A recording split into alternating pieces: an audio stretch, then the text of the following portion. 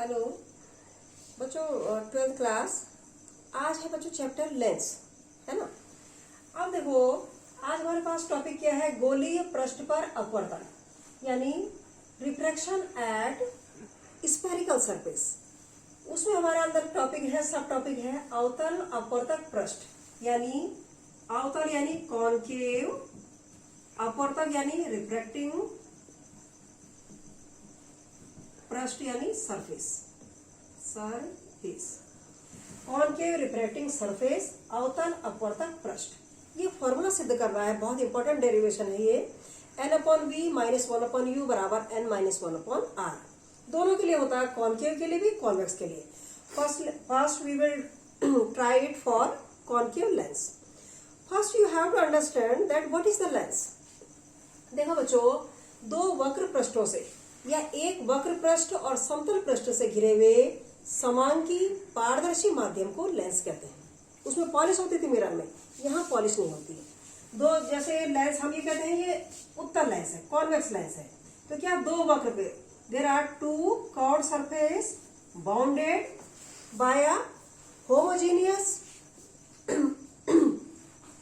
Homogeneous transparent medium is called lens. ठीक है, दो वक्र पृष्ठ है, या फिर इस तरह से भी होता है लेंस, एक कॉन्वेक्स है और दूसरा प्लेन है, या एक कॉनकेव है और दूसरा प्लेन, एक साइड कॉनकेव है और दूसरी प्लेन है। ठीक है, तो क्या है, दो वक्र पृष्ठ या एक वक्र पृष्ठ और समतल पृष्ठ से घिरे हुए समांकी पारदर्शी माध्यम को लेंस है। Lens is a homogeneous transparent medium bounded by which have two curved surface or one curved surface and one plane surface. First is this is called उत्तल लेंस। ये उत्तल लेंस है या कॉन्वेक्स कहते हैं इसको बच्चों, जो किनारे में पतला और बीच में मोटा होता है। कई पढ़ लोगे, कई मैंने दिए भी थे। इसको कहते हैं हम कॉनकेव लेंस। कॉनकेव कौन सा है? ये वाला, कि जो किनारों पे मोटा और बीच में पतला होता है। ठीक है, अब ये कॉन्वेक्स हो गया और ये कॉनकेव हो गया। या इसको हम कहते हैं बाई कॉन्वेक्स और इसको बाई कॉनकेव। अगर हम इस एक साइड को प्लेन कर देंगे तो इसको हम क्या कहेंगे? प्लेनो कॉन्वेक्स लेंस, समतल उत्तल लेंस। और एक साइड ऐसे कर देंगे तो प्लेनो कॉनकेव लेंस, यानी समतल अवतल लेंस। ये तो टाइप्स है, तो डेफिनेशन मैं नोट से भेज दूंगी। अब आगे लेंस की दो वक्र पृष्ठों से घिरा हुआ समांगी पारदर्शी माध्यम लेंस है। सबसे पहले रिफ्रैक्शन होता क्या है? एक तो होता है पहले परावर्तन, अब हम कंसीडर कर रहे हैं रिफ्रैक्शन, अपवर्तन। आप देखो बच्चों, यहाँ पे दो मीडियम होते हैं।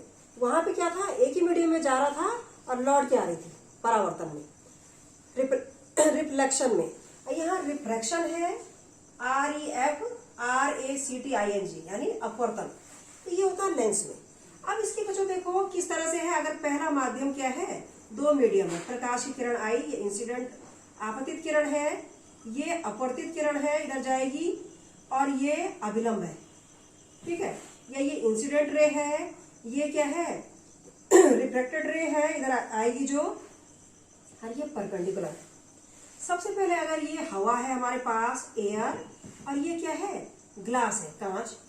तो एयर क्या है? रेयर मीडियम है, रेयर, या इसको कहते हैं विरल। और ग्लास बच्चों, कांच क्या है? डेंसर मीडियम है, या इसको हम कहते हैं सघन। अब यहाँ पे दो रूल होते हैं। सबसे पहले तो मैं ये कंसीडर करने पड़ेंगे, मैं लिख के भी दे दूंगी, तो सिंपल है। जब प्रकाश की किरण बच्चों यहाँ से विरल से सघन में जाती है, रेयर से डेंसर में जाती है, तो हमेशा अभिलंब की ओर झुक जाती है। जैसे ये रे आई, इसको जाना था ऐसे, ऐसे जाना था ना अगर एक ही मीडियम होता है, लेकिन ये परपेंडिकुलर है, इसकी तरफ झुक गई। क्यों? ये विरल है और ये सघन है। तो विरल से सघन में जाने में या रेयर से डेंसर में जाने में प्रकाश की किरण ऐसे जाके ये अभिलंब की ओर झुक जाती है, जाना ही रहता। ठीक है, ये इंसिडेंट रे है, ये रिफ्लेक्टेड रे है। ये क्या है? एंगल ऑफ इंसिडेंस है, और ये अभिलंब से जो बनाती है परपेंडिकुलर से, एंगल ऑफ रिफ्लेक्शन है, आपतन और अपवर्तन को। तो पहला नियम तो सघन से विरल से सघन में जाने में प्रकाश की किरण अभिलंब की ओर झुक जाएगी, है ना। If a light ray is travelling from rare to denser medium, then it is bent toward the normal. दूसरा नियम क्या है, इसका उल्टा हो, ऊपर वाला सघन है, रेयर है, ऊपर वाला सघन है, नीचे वाला विरल है। तो सघन से विरल में जाने में क्या हुआ, इसका उल्टा हो जाएगा, वो अभिलंब से दूर हो जाएगी, यहाँ ना जाके इधर को जाएगी। ये अभिलंब है ना, जाना ऐसे था, वो और उधर हट जाएगी। ठीक है, तो इसी तरह से डेंसर से रेयर में जाने में क्या होगा, वो अभिलंब से दूर हट जाएगी। सघन से विरल में जाने में अभिलंब से दूर हट जाएगी। अब जब एक माध्यम से दूसरे माध्यम में जा रही हैं, जैसे हवा से कांच में जा रही है, हवा से पानी में जा रही हैं, तो दोनों मीडियम अलग है, दोनों में लाइट की चाल अलग अलग होती है ना। पानी में, हवा में जो चाल होगी वो पानी में नहीं होगी, हवा में जो चाल है वो कांच में नहीं होगी। तो एक माध्यम मीडियम से दूसरे मीडियम में जाने में बच्चों लाइट रे की चाल बदल जाती है, वेलोसिटी बदल जाती है, इस कारण ये रिफ्रैक्शन होता है ना। और एक माध्यम से दूसरे माध्यम हर चीज बदलती है, केवल फ्रीक्वेंसी नहीं बदलती। ठीक है, ये रिफ्रैक्शन का कारण है कि चाल बदलने के कारण रिफ्रैक्शन होता है। परावर्तन में क्या था, रिफ्लेक्शन में, कि उसमें एक माध्यम में था, हवा से जा रही थी और वहीं पे टकरा के हवा में वापस हो जा रही थी, एक ही मीडियम में मूवमेंट हो रहा था, इसलिए क्या हो रहा था, रिफ्रैक्शन नहीं हो रहा था, वहां परावर्तन हो रहा था। यहाँ क्या है, एक माध्यम हवा है, दूसरा कांच है, तो क्या है, प्रकाश की चाल बदलती है, इसलिए क्या होता है, सघन में आने में वो अभिलंब की ओर झुकती है, विरल में आने में, रेयर में वो अभिलंब से दूर हटती है, और इस घटना को हम क्या कहते हैं, प्रकाश का अपवर्तन। This is called the refraction of light. तो ये तो रूल्स है बच्चों। ठीक है, अब देखो कॉन्वेक्स, कई तरह के लेंस के बारे में पढ़ लोगे, सिंपल चीजें हैं। सबसे पहले कॉन्वेक्स लेंस, कॉन्वेक्स लेंस या उत्तल लेंस पहले समझ लो, क्योंकि ये चीजें आगे आएंगी। अच्छा, अपवर्तन के दो रूल होते हैं। पहला रूल तो क्या है, उसी तरह से कि आपतित किरण, अपवर्तित किरण और अभिलंब तीनों एक ही तल में होते हैं। It means incident ray, refracted ray and normal both are in same plane. Second rule क्या है, दूसरा रूल कि n बराबर sine i upon sine r, और इसको हम कहते हैं बच्चों स्नेल का नियम, स्नेल्स लॉ। ठीक है, बहुत इंपॉर्टेंट है कि 2 1 and 2, इसका मतलब n मतलब रिफ्रैक्टिव इंडेक्स, अपवर्तनांक, दूसरे माध्यम का पहले माध्यम के सापेक्ष अपवर्तनांक, या refractive index of second medium with respect to first equal to sine i upon sine r. ये एंगल ऑफ इंसिडेंस है, ये अपवर्तन कोण है, एंगल ऑफ रिफ्रैक्शन। ठीक है, स्नेल का नियम। अब देखो, अब यहाँ पे देखो उत्तल लेंस के लिए साथ में ये नियम भी होने थे ना, तो मैं बीच में ये भी समझाती जा रही हूँ, तुम्हें मैं लिख के भी दे दूंगी, ये सिंपल चीजें हैं, तुम वैसे भी लर्न कर लोगे। उत्तल लेंस क्या है बच्चों, इस तरह से हमारे पास उत्तल लेंस है ये। ठीक है, कॉन्वेक्स लेंस, इसमें देखो किस तरह से रूल्स होते हैं, वो रूल्स भी इसमें आएंगे डेरिवेशन में, इसलिए मुझे ये सब मैं कर रही हूँ। ठीक है, अब देखो यहाँ पे एक पॉइंट है, माना बात ये एफ है, फोकल पॉइंट। अच्छा बच्चों, एक होता है ऑप्टिकल पॉइंट, बीच में लेंस के सेंटर में, प्रकाशिक केंद्र कहते हैं, या ऑप्टिकल पॉइंट। कि ऑप्टिकल पॉइंट से जो प्रकाश की किरण जाएगी वो क्या होगा, जैसे आपतित किरण है उसकी पैरेलल निकलेगी, जो एमर्जेंट रे है that will be parallel to incident ray. अब तो जिस पॉइंट से गुजरेगी, मुख्य अक्ष पे, मेन एक्सिस पे जिस पॉइंट से गुजरती हैं, कि जब ये रे और निकलने वाली रे एक दूसरे के पैरेलल होती हैं, तो इस पॉइंट को हम क्या कहते हैं, प्रकाशिक केंद्र। कि ऑप्टिकल पॉइंट वो बिंदु है जिससे निकलने वाली किरण, जिससे गुजरने वाली प्रकाश की किरण, लाइट रे, अपवर्तन के बाद, रिफ्रैक्शन के बाद पहले आई हुई किरण के पैरेलल निकलती है। ठीक है, लेंस क्योंकि मोटा माना जाता है, लेकिन एक्चुअली में लेंस हम मानते हैं पतला है। जब लेंस पतला है तो हम सीधे मान लेते हैं कि प्रकाशिक केंद्र से जो जाएगी वो सीधे निकल जाएगी, मतलब बगैर विचलित हुए, जैसे हमने वहां पे किया था ध्रुव में। ठीक है, तो ये ऑप्टिकल पॉइंट है ओ, यहाँ पी से दिखा रखा है, एक ही बात है। ठीक है, ओ से दिखा दो चाहे। अब देखो उत्तल लेंस में ये प्रकाशिक केंद्र, एक तो ये नियम हो गया कि प्रकाशिक केंद्र से जाने वाली किरण अपवर्तन के बाद बिल्कुल उसी मार्ग पे वापस हो जाएगी। ठीक है, दूसरा नियम क्या है बच्चों, जैसे वहां भी थे इसी तरह से उत्तल लेंस है ये कॉन्वेक्स लेंस, यहाँ पे एफ है ये फोकल पॉइंट, इससे जो प्रकाश की किरण जाएगी वो रिफ्रैक्शन के बाद, देखो ये हवा है, ये कांच है, क्या होती है, ये मुख्य अक्ष मेन एक्सिस के पैरेलल हो जाती है, जितनी भी इससे जाएंगी रिफ्रैक्शन के बाद पैरेलल हो जाएंगी।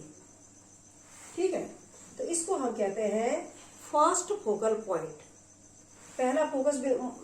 प्रथम फोकस बिंदु क्या है, जिससे निकलने वाली प्रकाश की किरणें उत्तल लेंस में मुख्य अक्ष के समांतर हो जाती हैं। अब द्वितीय फोकस पॉइंट क्या है, दो होते हैं यहाँ, है ना। द्वितीय फोकस पॉइंट क्या है कि समांतर आने वाली किरणें, अगर प्रकाश की किरण समांतर आ रही है तो अपवर्तन की बात क्या, कहां से जाएंगे, बिल्कुल इसका उल्टा होगा, जैसे पहले भी इसी तरह से थे, फोकस पॉइंट पे मिलेंगी। ठीक है, पैरेलल आने वाली फोकस पॉइंट में मिलेंगी और इसको हम कहते हैं सेकंड फोकस पॉइंट, यानी द्वितीय मुख्य फोकस।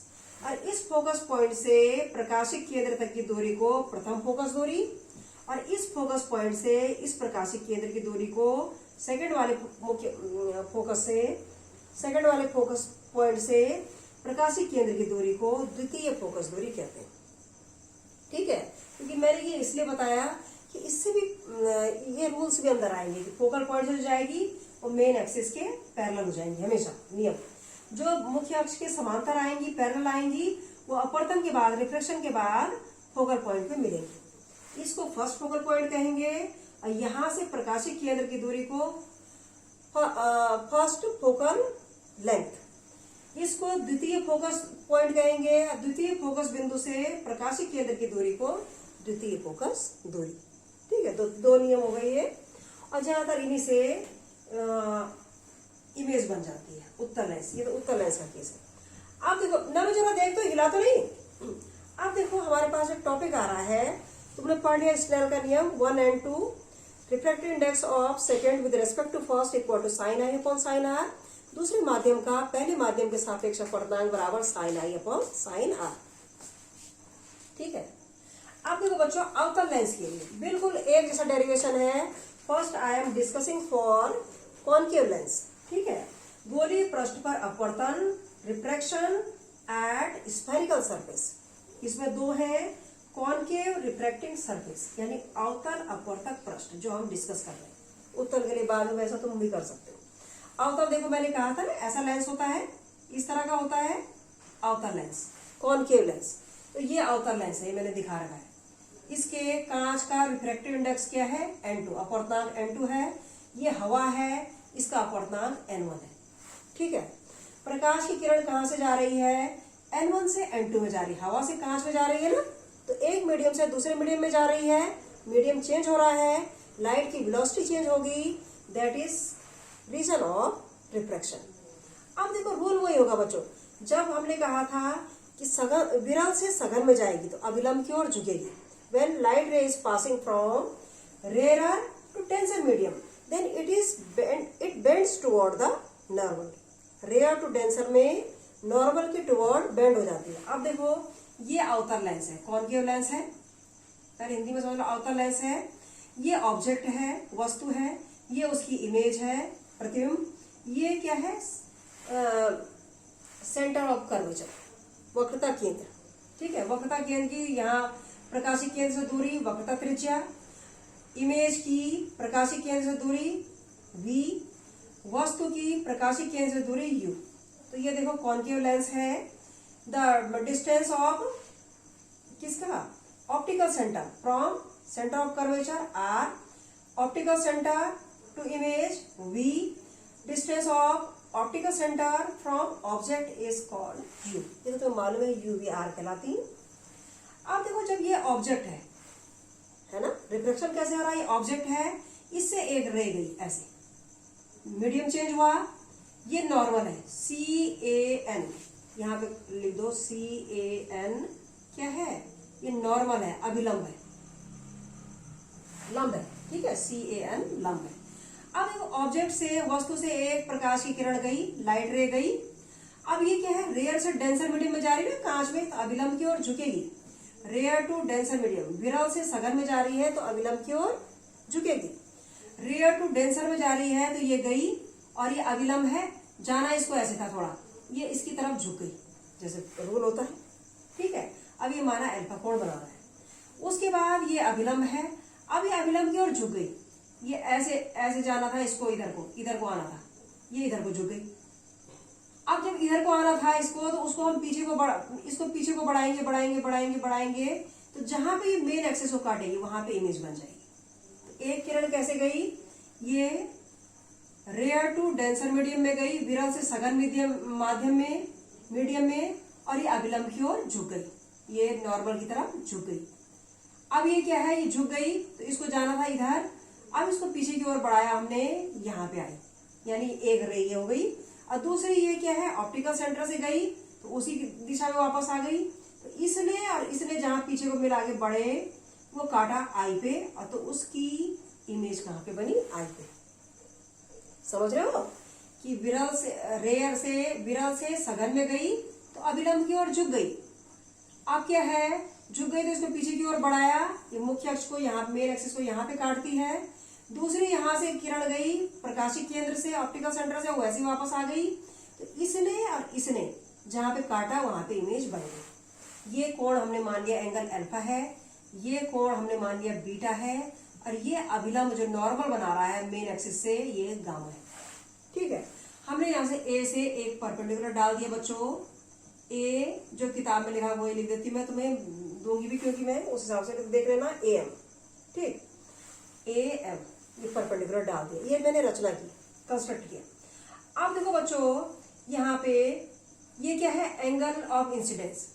तुम्हें मालूम है ना कि अभिलंब से आपतित किरण जो कोण बनाती है वो आपतन कोण है।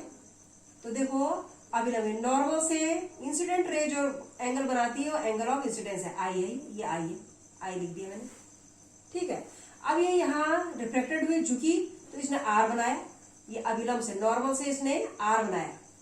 जब इसने नॉर्मल से आर बनाया, इसको पीछे बढ़ाया हमने, तो ये कोण भी आ रहा है, ये नॉर्मल है, और ये पीछे को बढ़ाया तो ये भी आर होगा। ये क्या है, वर्टिकली ऑपोजिट एंगल है, शीर्षाभिमुख कोण है, सम्मुख कोण बराबर होंगे। समझ रहे हो? तो ये समझ लो, एक ये रह गई इधर मुड़ी, ये पीछे को मिलाई, और ये जहां से एक यहाँ से प्रकाशिक केंद्र में गई, ऑप्टिकल सेंटर में वापस आई, यहाँ पे इमेज बन गई अल्फा बीटा गामा। ये जाने वाली किरण नॉर्मल से जो कोण बनाएगी वो आई होगा। रिफ्लेक्टेड रे जो अपवर्तित किरण नॉर्मल से जो कोण बनाएगी वो आर होगा। इसको पीछे बढ़ाया तो इसका, ये रिफ्लेक्टेड रे का इस नॉर्मल से कोण ये भी आर होगा। ये छोटा आर है, ये पूरा आई है। ठीक है, अब देखो इसमें बच्चों ये फिगर है, ये भी समझना है।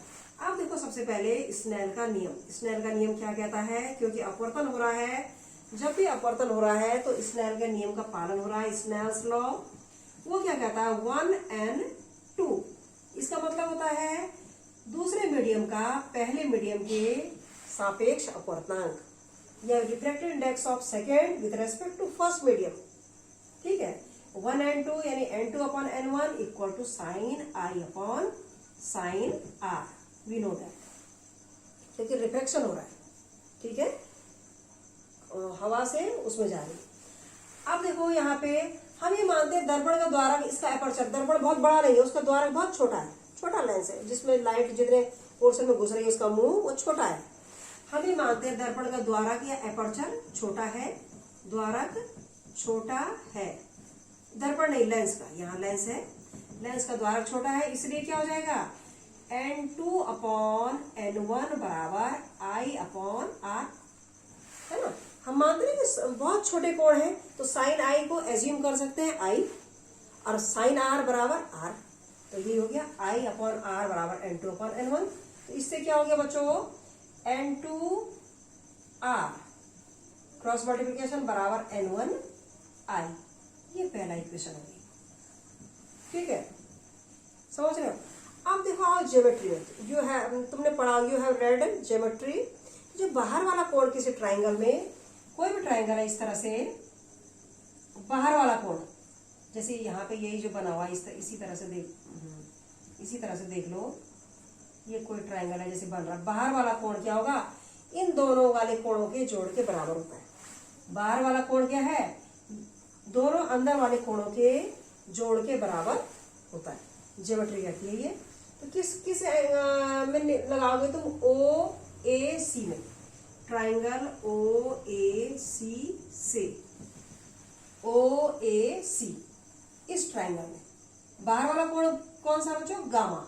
ये किसके बराबर होगा, इस वाले कोण के, ये ट्राइंगल है ना पूरा, एक एंगल ये है, एक ये है और एक ये है, बाहर वाला कोण क्या है, गामा। गामा बराबर क्या होगा, सामने वाला अल्फा और इस कोण के, ये क्या है आई, से क्या हो जाएगा, गामा बराबर अल्फा प्लस आई। हो जाएगा गामा बराबर अल्फा प्लस आई। और दूसरा देखो, अगर इस छोटे ट्राइंगल में देखो, किसमें, ए आई सी में, त्रिभुज आई ए सी, इससे आई ए सी एक ट्राइंगल, ये तो बड़ा ट्राइंगल था, बड़ा ट्राइंगल है ना ये वाला, इसमें गामा बराबर ये अल्फा प्लस ये पूरा आई, जो ये वाली नॉर्मल से बना रही है। दूसरा इस छोटे ट्राइंगल में देखो, ये डॉट वाला ये है गामा बराबर ये प्लस ये, यानी गामा बराबर बीटा प्लस आर हो जाएगा, गामा बराबर बीटा प्लस आर। तो इससे क्या आ जाएगा, इस वाले से आई की वैल्यू निकाल सकते हैं, आई बराबर गामा माइनस अल्फा, ठीक है, इससे, और आर बराबर क्या हो जाएगा, गामा माइनस बीटा। ये सेकंड इक्वेशन आ गई, ठीक है। अब देखो बच्चों, हमने क्यों कैलकुलेट किया, हमें आई आर की वैल्यू निकाल दी। अब इसमें फर्स्ट इक्वेशन में रख देंगे, इक्वेशन 1 में तो क्या हो जाएगा, इक्वेशन 1 क्या हो जाएगी, N2R, N2R की जगह क्या है बच्चों, गामा माइनस बीटा बराबर N1I, I कितना है, गामा माइनस अल्फा, ठीक है। N2 N1 को खोल दो, एक साइड कर दो, तो कितना हो जाएगा, N2 gamma minus N2 beta बराबर N1 gamma minus N1 alpha, ठीक है। अच्छा, इसको इधर उधर ले जा लो, N2 बीटा को इधर ले जा लो, N2 बीटा इधर ले गए, N2 beta minus N1 alpha, N2 beta इधर ले गए, प्लस हो जाएगा, माइनस N1 अल्फा है ही, N2 गामा इधर है, N1 गामा इधर जाएगा, माइनस हो जाएगा, N2 gamma minus N1 gamma, इधर कर ले गए, कुछ नहीं किया, सेटिंग कर दी, N2 beta minus N1 alpha, N2 gamma minus N1, N2 beta minus N1 alpha, N2 gamma minus N1 gamma, ठीक है, ये होगी हमारे पास। अब ये तीसरी इक्वेशन ये आ गई, इक्वेशन 3, ठीक है, ये वाला। अब देखो बच्चों, हमें ये वैल्यू निकालनी है। हमने कहा, हम भी मान के चले हैं लेंस बहुत पतला है, यानी उसका द्वारा, उसका एपर्चर बहुत छोटा है, जिस पोर्शन में लाइट जा रही है वो पोर्शन बहुत छोटा है, तो एंगल भी बहुत छोटे होंगे, एंगल बहुत छोटे होंगे, तो जैसे हमने लिख दिया साइन आई को आई, तो बीटा को हम लिख सकते हैं टेन बीटा, अल्फा को टेन अल्फा, गामा को tan gamma, because we want to calculate the value of beta alpha and gamma, और उसके लिए हमें उसको 10 के रूप में बनाना पड़ेगा, उसकी वैल्यू निकालनी पड़ेगी, है ना। अब देखो क्या करेंगे, चूंकि दर्पण का द्वारक, दर्पण लेंस लिखना, लेंस का केस है, द्वारक छोटा है, इसलिए क्या हो जाएगा, अल्फा बराबर 10 अल्फा, 10 अल्फा कितना हो जाएगा। अब देखो यहाँ पे, अब बीटा बराबर, अच्छा चलो यहाँ पे कर देते हैं, बीटा बराबर 10 बीटा और गामा बराबर 10 गामा। अच्छा, अल्फा बराबर 10 अल्फा, 10 अल्फा की वैल्यू निकालो बच्चों, 10 अल्फा की वैल्यू कैसे निकलेगी, ये अल्फा एंगल है, तो इसमें AMO में, इसमें ट्राइंगल 10 अल्फा क्या होता है, लंब बटे आधा। कोई भी ट्राइंगल है, तुम्हें मालूम है, किसी भी ट्राइंगल में 10 क्या होता है, ये अपॉन ये साइड, है ना, 10 ऑफ अल्फा। अगर राइट एंगल ट्राइंगल है, ट्रिग्नोमेट्री से तुम जानते हो, 10 थीटा लंब बटे आधा, है ना, परपेंडिकुलर अपॉन बेस। 10 अल्फा कितना आ जाएगा बच्चों, इसमें, इस पूरे में, AMO में, इसी से तो आएगा, O पे है अल्फा कोण, AMO, तो किसमें, त्रिभुज है AMO में लिख देती हूँ, नहीं तो पता होगा इससे। 10 अल्फा कितना हो जाएगा, ये पूरे इस ट्राइंगल में AM upon MO, AM upon MO, ठीक है, AM अपॉन MO। 10 बीटा कितना हो जाएगा बच्चों, इस वाले ट्राइंगल में हो जाएगा, छोटे में, AMI में, AM upon MI, AM upon MI, और 10 गामा किसमें हो जाएगा, इस छोटे में, AM upon MC, AM upon MC, ठीक है। अब now we will substitute the value of alpha beta and gamma, है ना, by 10 alpha and 10 beta 10 gamma to this equation 3, equation 3 में वैल्यू रख दो। अब देखो बच्चों कितना हो जाएगा, इस इक्वेशन को देखो, इस वाली को, तो क्या हो जाएगा, इसलिए इक्वेशन 3 कितनी हो जाएगी बच्चों, N2 कितना हो जाएगा, 10 बीटा है ना। 10 बीटा सीधे रख देते हैं, बीटा की जगह 10 बीटा आया, 10 बीटा यानी AM/MI minus N1 alpha, N1 alpha कितना है, ये 10 अल्फा, AM बट ये देखना है कुछ गलत ना प्रिंट हो जाए, AM/MO और N2 गामा कितना हुआ, अच्छा N2 माइनस N1 कॉमन निकाल दो, अब गामा क्या हुआ, 10 गामा, 10 गामा कितना हुआ, AM/MC/MC, ठीक है। अब सब तरफ AM ऐसे कट जाता है, कॉमन लेके AM कट जाएगा। अब देखो क्या है N2, अब देखो बच्चों एक चीज और है कि दर्पण का जो द्वारक छोटा है, हमने कहा अल्फा इक्वल टू 10 अल्फा।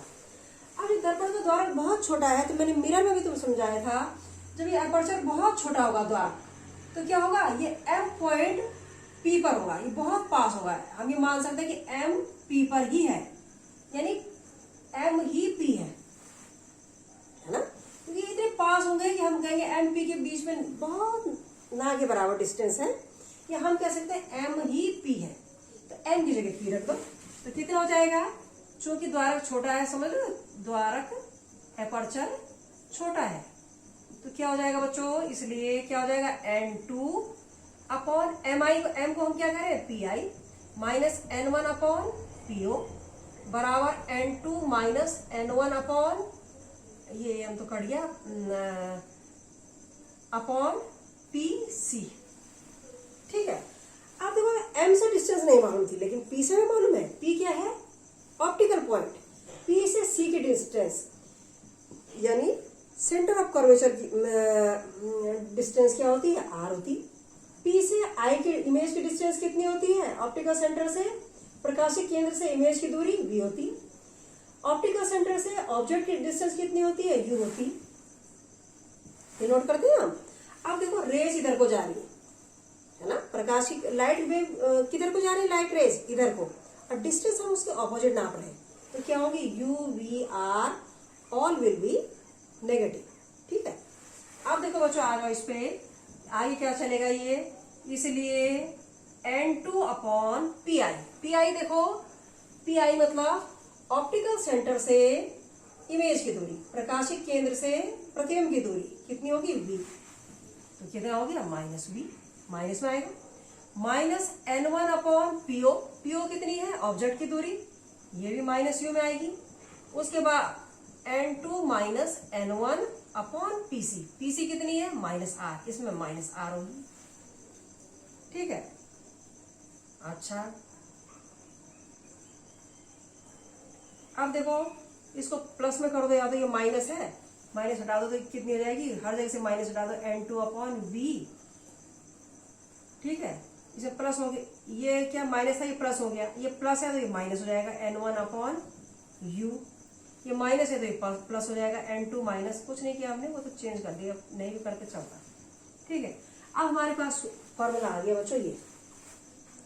अब ये कब है जब हमने ऐसा माना है कि if light rays is travelling from one medium to another medium and the refractive index of first medium is N1 and the second is N2। लेकिन अगर पहले माध्यम का अपवर्तनांक N1 है, दूसरे का N2 है, लेकिन अगर पहला माध्यम हवा है और दूसरा कांच है, तो हवा का क्या होगा, 1 माना जाता है अपवर्तनांक, ठीक है। ये first medium is air, then the refractive index it means N1 will be equal to 1, तो इसमें मान लो N1 1 होगा, तो N2 क्या लिखना है, N2 को N लिख दो, दूसरे का N लिख दो, N upon V minus 1 upon U बराबर N2 को N लिख दिया, माइनस हवा का 1 हो गया अपॉन R, चूंकि पहला माध्यम फर्स्ट मीडियम इज एयर, हवा है, इसलिए N1 बराबर 1, बस इतना आ गया। ये फॉर्मूला आ गया बच्चों हमारे पास, N upon V minus 1 upon U बराबर N minus 1 upon R, that is called the formula of concave refracting surface. Lens के लिए अपवर्तन का फॉर्मूला होता है, ये पूरा डेरिवेशन मैंने कर दिया, इसको सिद्ध, ऐसे सिद्ध करना आता है ना। तो लेंस के लिए अपर्तल का फॉर्मूला डेरिवेशन करना आएगा, और ये पूछा जाएगा अवतल लेंस के लिए करिए तो आप ऐसे ही करोगे। अगर ये पूछा जाएगा उत्तल लेंस के लिए करो, वो भी तुम देखोगे, मैं तुम्हें भेजूंगी, बिल्कुल ऐसा ही है, सारी ज्योमेट्री ऐसी लगेगी। बस यहाँ क्या होता है, यू वी आर निगेटिव होते हैं, वहाँ आर पॉजिटिव होता है। ठीक है, अब यहाँ पे तुम देखो बच्चों, उत्तल ये अवतल लेंस है, कॉनकेव लेंस, इसमें इमेज कैसी बनेगी हमेशा, फर्स्ट मीडियम में और आभासी। क्यों? क्योंकि देखो क्या है, यू नेगेटिव है, आर नेगेटिव है, तो क्या होगा, वी भी हमेशा नेगेटिव होगा। वी नेगेटिव होगा, इसका मतलब इमेज फर्स्ट मीडियम में बनेगी, और जो इमेज फर्स्ट मीडियम में बनेगी वी नेगेटिव होगा, तो इसका मतलब वो क्या होगी, आभासी होगी, वर्चुअल होगी। ठीक है, तो इमेज इसमें हमेशा आभासी और पहले माध्यम में बनेगी, क्योंकि वी नेगेटिव है, यानी वी नेगेटिव होने के कारण इसमें इमेज फर्स्ट मीडियम में बनेगी और वर्चुअल होगी। ठीक है, अब उसमें क्या होता है, उसमें दोनों केस हो जाते हैं, उत्तल लेंस में, कॉन्वेक्स में, जो आगे पढ़ोगे तुम, दूसरा डेरिवेशन ऐसे ही आता है। उसमें आर पॉजिटिव होता है, तो उसमें क्या होता है, एक बार तो क्या है, फर्स्ट मीडियम में बनेगी वी नेगेटिव के कारण और वर्चुअल होगी, और दूसरी बार सेकेंड मीडियम में बनती है क्योंकि पॉजिटिव के कारण, और वो रियल होगी। ठीक है, तो इसको देख लेना, जहां पे नहीं आएगा मैं आपको रिटर्न भी भेज दूंगी इसी फॉर्मेट में लिख के। और वैसे एक बार देखो, और अगर ढंग से विजिबल वैसे तो हो रहा होगा, पूरा लिखते जाओ आवाज सुन के, दूसरी बार फिर उसके हिसाब से करते जाओ, दोबारा देखोगे कुछ समझ में आएगा।